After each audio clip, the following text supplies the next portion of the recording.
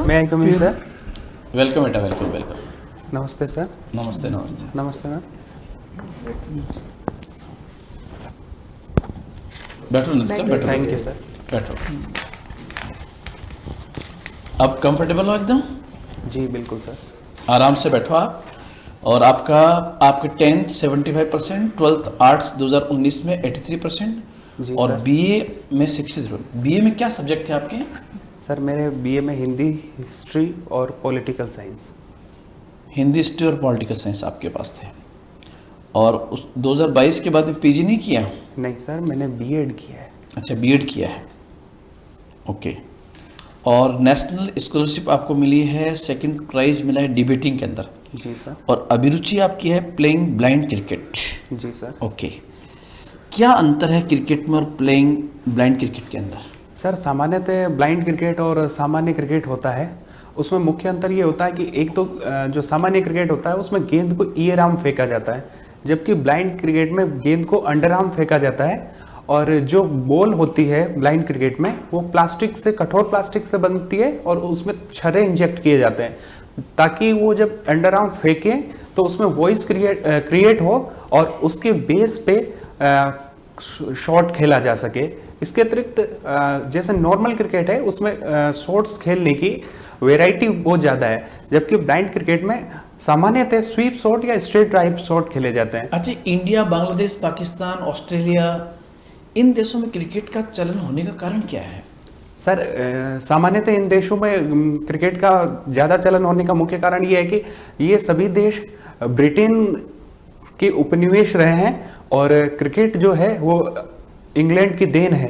तो जब इंग्लैंडों का ये राजा महाराजाओं का, इंग्लैंड के राजा महाराजाओं का खेल था तो उन्होंने यहाँ पे इसको प्रचारित और प्रसारित किया और फिर हमारी अभिरुचि में आ गया। अच्छा बेटा, आपके पास में हिस्ट्री रहा हुआ है।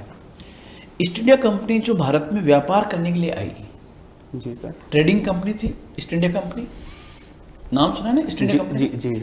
वो ईस्ट इंडिया कंपनी व्यापार करते करते भारत में एक पॉलिटिकल पावर कैसे बन गई वो? सर इसका मुख्य कारण ये रहा कि तत्कालीन परिस्थिति में भारत यूनाइट नहीं था और उन परिस्थितियों का फायदा उठाया ईस्ट इंडिया कंपनी ने। यूनाइट का मतलब क्या है यहाँ पर? सर जैसा कि हर स्टेट की अपनी अपनी अलग प्रभुसत्ता थी, हर जगह अलग अलग रूरल थे, मतलब यूनाइटेड नहीं था इंडिया अभी की तरह। और तत्कालीन समय में एक तो यूनाइट नहीं था, उसके अतिरिक्त हमारे पास मॉडर्न हथियार भी नहीं थे कि हम उनका सामना कर सके।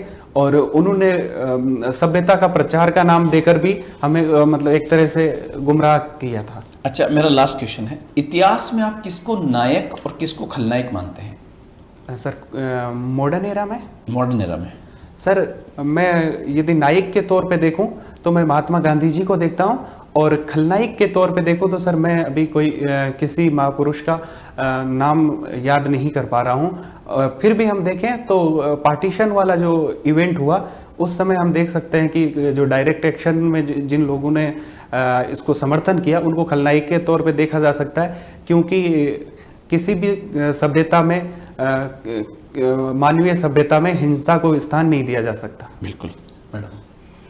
अच्छा, मुझे ये बताइए, जहाँ चाह वहाँ रहा, है ना, इसके मुझे एग्जाम्पल्स बताइए कि कहाँ आपकी लाइफ में कहाँ कहाँ दिखा ऐसा कि जहाँ चाह वहाँ रहा, where there is a will there is a way. Ma'am थोड़ा सा और, मतलब मेरे पर्सनल लाइफ से या कहीं से भी? कहीं से भी, जैसे आपको लगा कि हाँ ये परफेक्ट एग्जाम्पल है जो where there is a will there is a way. जी मैम, सामान्यतः हमारे समाज में, चाहे वो समाज यूरोप का हो, चाहे अमेरिका का हो, चाहे भारत का हो, महिलाओं की स्थिति को लेकर और महिलाओं पे कमेंट्स गलत होते ही हैं, और उनके जो आगे बढ़ते हैं तब उन पे ये कह दिया जाता है कि फिर भी उन पे पारिवारिक जिम्मेदारियां सौंप दी जाती है। जैसे सुनीता विलियम हैं तो वहाँ ऐसा लगता है कि उन्होंने अपनी जो प्राइवेट लाइफ होती है, जिसे फैमिली वाली लाइफ, उसको ना चूज करके जिस तरह से एक पुरुष अपनाता है कि मेरे को उपलब्धि उन्मुख होना है, उसी तरह से उन्होंने उपलब्धि उन्मुख हुई और आज स्पेस में वो अच्छा कर रही हैं। उपलब्धि उन्मुख होना क्या बुरा है क्या? हाँ, नहीं बिल्कुल मैम, उपलब्धि उन्मुख होना बहुत अच्छा है, और उपलब्धि उन्मुख नहीं होंगे तो मैम ना तो चाह होगी ना राह होगी। यदि उपलब्धियों की तरफ हम अट्रैक्ट नहीं होंगे तो फिर हमें चाह ही नहीं होगी तो फिर राह मिलेगी कहाँ? नहीं, लेकिन अगर बैलेंस वर्ल्ड एस्टेब्लिश करना चाहते हैं तो दोनों जो पुरुष और महिला जो है दोनों ही कंपैटिबल हैं एक अच्छा वर्ल्ड निर्माण करने में। बिल्कुल मैम, बिल्कुल मैम। तो अगर उनके हस्बैंड का इसमें बहुत बड़ा रोल रहा होगा डेफिनेटली। मैम हस्बैंड का रोल रहा होगा, लेकिन सामान्यतः ये महिलाओं पर ये जिम्मेदारियां सौंप दी जाती है कि वो परिवार संभालें, जबकि उन्होंने परिवार की जगह उन्होंने उपलब्धि और इस संसार को बेहतर बनाने में योगदान दिया। अच्छा, मुझे कोई, आपके पास हिंदी रही है, मुझे कोई ऐसे मुहावरे बताइए जिनमें गणित का प्रयोग हुआ हो। माफी चाहूंगा मैम, अभी रिकॉल नहीं कर पा रहा हूँ। एक भी मुहावरा याद नहीं आ रहा मैम जिसमें गणित का प्रयोग हुआ हाँ, हो, गणित का प्रयोग हुआ। ऐसा रिकॉल नहीं कर पा रहा, माफी चाहूंगा मैम। बिना गणित के बता दीजिए। अच्छा, ऐसे ही बताइए मुहावरे। मुहावरे मैम, सॉरी मैम, अभी मैं लोकोक्ति बता दीजिए मैम। बहुत सारे अच्छा, मुहावरे और लोकोक्ति में अंतर है या दोनों सेम ही होते हैं? मैम माइनर सा अंतर है, पर उसको मैं एक्सप्लेन नहीं कर पाऊंगा, माफी चाहूंगा मैम। अच्छा, अलंकार कितने प्रकार के होते हैं? अलंकार मैम, माफी चाहूंगा मैम, एग्जैक्ट वो एक अलंकार भी याद नहीं आ रहा आपको? अलंकार मैम रिकॉल नहीं कर पा रहा हूँ मैम, याद तो। ग्रेजुएशन में अलंकार पढ़े होंगे आपने? नहीं पढ़े तो थे मैम, पर अच्छा, 2 साल हो गए। ओके ओके, कोई बात नहीं। अच्छा, आपको नेशनल स्कॉलरशिप भी मिली है? हाँ जी। किस उसमें मिली है, किस कार्य में मिली है? मैम नेशनल स्कॉलरशिप ये मुख्यतः डिसेबिलिटी अफेयर्स मिनिस्ट्रीज को रन करती है, और ये पर्सन विद डिसेबिलिटीज को प्रोवाइड की जाती है, जो उनमें मेरिट बनाकर। अच्छा, मान लीजिए आपको डिसेबिलिटी मिनिस्ट्री में एक पद दिया जाता है, आप कौन कौन सी चीज़ें ऐसी महसूस कर रहे हैं अभी कि जहां अभी तक काम नहीं किया गया है?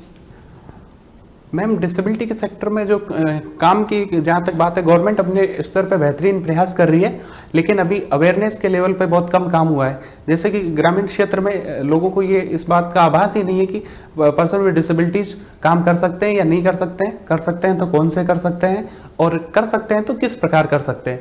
तो सबसे पहला मेरा जो काम होगा वो अवेयरनेस का होगा, और फिर सेकंड जो स्टेप होगा मैम, उसमें जिन लोगों के पास अभी जो पर्सन विद डिसेबिलिटीज है जिनका चिन्हांकन नहीं हुआ है, उनका चिन्हांकन प्राथमिकता के तौर पे करना, और फिर जो योजनाएं चल रही है उनका बेहतर क्रियान्वयन।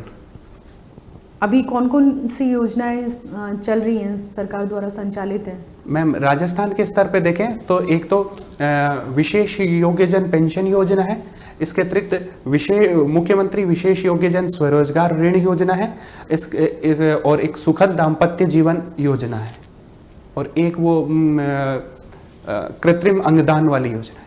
अच्छा, NEP 2020 में जो डिसेबल्ड जो छात्र छात्राएं हैं उनके लिए क्या क्या प्रोविजंस किए गए हैं? मैम जो NEP 2020 है उसमें समावेशी शिक्षा पर बल दिया गया है, जिसमें विकलांगता को सम्मिलित करके विकलांगता के आधार पर जो भी एजुकेशन में बैरियर है उनको दूर करना, जैसे कि एक्सेसिबल इंफ्रास्ट्रक्चर अवेलेबल करवाना। उदाहरण के लिए स्कूल लेवल पर ब्रेल बुक्स ब्लाइंड जो कैंडिडेट ब्लाइंड स्टूडेंट है और जो व्हीलचेयर यूजर हैं लोकोमोटो, उनके लिए व्हीलचेयर एक्सेस करना क्लासरूम्स को, कि वहाँ तक व्हीलचेयर्स जा सके, और जो श्रवण बाधित है उनके लिए साइन लैंग्वेज की व्यवस्था स्कूलों में अवेलेबल करवाना, और जो हायर एजुकेशन है वहाँ पर भी एक्सेसिबल कंटेंट हो, एक्सेसिबल क्लासरूम्स हो और साइन लैंग्वेज हो, इन पे बल दिया गया है। अच्छा, आपको अपनी पढ़ाई के दौरान किन किन समस्याओं का सामना करना पड़ा होगा? मैम स्कूल में या जैसे स्कूल में भी, कॉलेज लेवल पे, क्या बुक्स आपके पास रिसोर्सेज इतने अवेलेबल होते हैं? मैम मैं जिस स्कूल में पढ़ा था वो स्पेशल स्कूल थी, और वो डेडिकेटेडली विजुअली इम्पेयर्ड कैंडिडेट के लिए थी, तो वहाँ पे एज सच बुक्स की उपलब्धता गवर्नमेंट करवाती थी, ब्रेल बुक्स की, तो वहाँ पे बुक्स के लेवल पे कोई चैलेंज नहीं आए। और जो हायर एजुकेशन में है वहाँ ऑडियो फॉर्मेट या फिर ईपब फॉर्मेट जो आजकल एआई के सहारे से बनाई जा रही है ई फॉर्मेट में, उन बुक्स का सहारा लिया और ऐसा ज़्यादा प्रॉब्लम मेरे को इंस्टीट्यूशनल लेवल पे नहीं आई। यूनिवर्सिटी या कॉलेज लेवल पर भी महसूस नहीं किया? हाँ मैम, इंस्टीट्यूशनल लेवल पे नहीं किया, वो एक कोई सोशल बैरियर अलग विषय में। चलिए तो आपने डिबेट में भी सेकंड प्राइज प्राप्त किया है ना? जी मैम, जी सर। तो what is the difference between debate and discussion? Sir debate और डिस्कशन में, डिबेट में जिस तरह से दो पक्ष रखे जाते हैं कि या एक विषय दिया जाता है कि आपको इसके फेवर में, आपको आपके कंक्लूजन फेवर में लाने हैं, और एक सेकंड पर्सन होगा वो उसके अगेंस्ट में लाएगा और उसके माध्यम से एक कंक्लूजन निकाला जाता है। जबकि डिस्कशन में पॉइंट वाइज पॉइंट डिस्कशन होता है कि जैसे एक विषय रख दिया, उसका ए पॉइंट है, उस पर ए पर्सन भी विचार दे रहा है, बी भी विचार दे रहा है और सी भी दे रहा है। ओके, ब्रेल लिपि क्या होती है? सर ब्रेल लिपि डॉट फॉर्मेट्स में चलती है, जो उभरी हुई होती है और उसको जो अक्षरों के डिजाइन 6 बिंदु पर आधारित होती है और उसको फिंगर से छू के महसूस करके पढ़ा जाता है। आपको क्या लगता है कि ब्रेल लिपि में सारे गवर्नमेंटल डॉक्यूमेंट्स अवेलेबल हैं या नहीं है? सर अभी के तौर पे जब परंपरागत ब्रेल में सारे डॉक्यूमेंट्स ब्रेल में अवेलेबल करवाना मुश्किल था और वो थे भी नहीं, क्योंकि सर उसकी एक तो कॉस्ट ज़्यादा पड़ती है सामान्य प्रिंटिंग की, और उसको रख रखाव में भी क्योंकि उसका साइज भी बढ़ जाता है। लेकिन जब तकनीकी में आधुनिक ब्रेल आई है और जो मॉडर्न टेक्नोलॉजी पर बेस्ड है, कंप्यूटर ब्रेल हम जिसे कह सकते हैं, उसमें सर किसी भी डॉक्यूमेंट जो ईपब फॉर्मेट में है उसको कन्वर्ट कर सकते हैं। वो रिफ्लेक्सेबल डिस्प्ले पे जो इस कंप्यूटर स्क्रीन पे होगा उसी को ब्रेल में भी उभार देगा। ओके। आप नेशनल स्कॉलरशिप भी आपने अवार्ड किए हैं ना? जी। और आजकल एक मुद्दा बहुत चल रहा है फ्रीबीज का। जी सर। क्या है ये फ्रीबीज? सर फ्रीबीज का विषय जो है वो चुनावी राजनीति में है कि जब चुनाव के आसपास लोभ लुभावनी घोषणाएं करके और ऐसी घोषणाएं करना जो कि स्टेट के लिए लायबल नहीं है, फिर भी केवल मत बटोरने के लिए घोषणाएं कर देना और बाद में स्टेट के लिए आगे जाके लाइबिलिटी पर सवाल खड़ा करे और उसमें जो टैक्स का पैसा है वो अनाप शनाप बहा देना और फ्री व्यवस्थाएं उपलब्ध करवा देना आम जन को, यही फ्रीबीज है। इन फ्रीबीज के कारण क्या राजस्थान के अंदर कुछ आर्थिक समस्याएं उत्पन्न हुई है? सर अभी तक आर्थिक समस्याएं नहीं दिखाई देती है राजस्थान में। हमारे इकोनॉमिक सर्वे पढ़ा है आपने राजस्थान का? जी जी सर। तो अभी हमारा फिस्कल डेफिसिट कितना है, राजकोषीय घाटा? राजकोषीय घाटा सर लगभग 4% के आसपास। और हमारा जो ये प्राइमरी डेफिसिट कितना है, प्राथमिक घाटा? 20,000 करोड़ के आसपास है सर, 20 या 21,000 करोड़ के आसपास। दोनों में अंतर क्या है, प्राथमिक घाटे में और राजकोषीय घाटे में? माफ़ी चाहूँगा सर, रिकॉल नहीं कर पा रहा हूँ सर। आप कहें तो मैं गेस करना चाहूँ? हाँ बिल्कुल करो। सर राजस्व घाटा में कुल राजस्व प्राप्तियाँ नहीं, सॉरी सर, कुल राजस्व व्यय माइनस कुल राजस्व प्राप्तियां से निकाला जाता है, जबकि प्राथमिक घाटा में जो कुल राजस्व व्यय है और उसमें से कुल राजस्व खर्च माइनस राजस्व आय माइनस चुकाए गए ऋण होता है।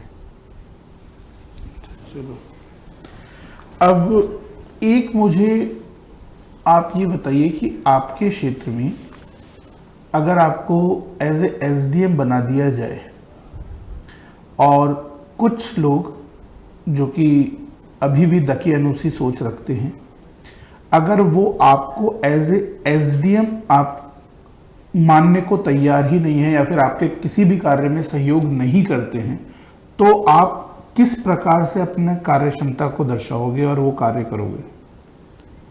सर इसमें जो मेरा फर्स्ट स्टेप होगा कि उन लोगों से संवाद स्थापित करना, क्योंकि उनको कोई व्यक्तिगत तौर पे तो मेरे से कोई राइवलिटी है नहीं, तो वो उनका एक पूर्वाग्रह है कि पर्सन विद विजुअल डिसेबिलिटी या दृष्टिबाधित व्यक्ति एज एन एसडीएम काम नहीं कर सकता। तो उनसे संवाद स्थापित करूंगा और उनको बताने की कोशिश करूंगा कि इस तरह से यद्यपि मेरे पास दृष्टिहीनता के कारण कुछ चुनौतियां हैं, लेकिन टीम वर्क के माध्यम से इस तरह से, जैसे कि वो कहेंगे कि आप भाई कोई एप्लीकेशन आएगी तो उसको कैसे पढ़ोगे, कोई ऊपर से आदेश है तो उसको कैसे पढ़ोगे, तो मैं उनको बताने की कोशिश करूंगा कि भाई उनको मैं स्कैन करूंगा और देन मेरा कंप्यूटर मुझे उसको रीड आउट करके सुना देगा। और भी जो और स्टाफ होता है उसके सहयोग से काम करूंगा, तो उनसे संवाद स्थापित करूंगा सर सबसे पहले तो।